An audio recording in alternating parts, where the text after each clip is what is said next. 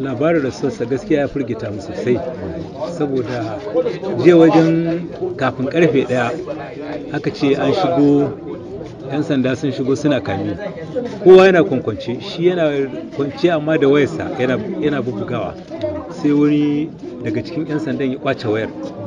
Da ya kwace wayar suka tafi da shi suna duka, ko wani tsoho ma'anan da ya ce ya gan shi sun dake shi a baya, kuma da suka je kofar mata a nan suka dinga daga shi suna damfarawa da kasa, saboda haka a nan ma dai ya kusan mutuwa, sai DPO kofar bai zo sai aka kai shi asibiti, ana dan samun ruwa kafin lokaci Allah ya masa cikawa. Kuma da safe da muka je asibitin sai muka gan shi kansa ya kumbura, kuma cikinsa ta an tattaka shi ya yi aman jini, saboda haka gaskiya mun san 'yan sanda ne suka kashe shi, na dan dawakin nan suka kashe shi. To a daren kamar karfe nawa ne? Kafin karfe 1 ne dai kamun, amma kuma ina jin bai kai rabin awa ba ma dai ya mutu, tunda a nan suka jefar da shi.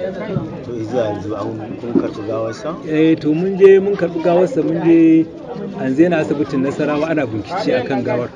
Idan aka samu rahoton likita sai a zo a yi masa jana'iza, amma yanzu dai ba a yi masa jana'iza ba. To da safe dama mun ɗauka tun da yana wurin 'yan sanda za mu je beli, to kafin mu je beli sai wani ya zo ya gaya mana ce ai sai kai ne baban Saifullah, na ce ce to Saifullah ya mutu, ce ya mutu jefa da aka kama shi ba an kama shi da wani ashana ko wani abu ba, wayan nan kawai ita ce a hannunsa, amma a ce ya mutu.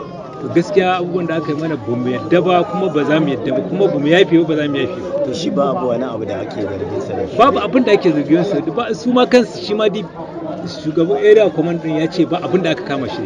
Na nuna masa area command na nan dan dawaki, na ce an kama shi da wani abu, ya ce ba kama shi, tunda ba kama shi da wani abu ba aka kashe shi, to ba za mu yadda ba, dole sai an bi mana haƙƙi. Shekarunsa sun kai nawa? Zai kai 23.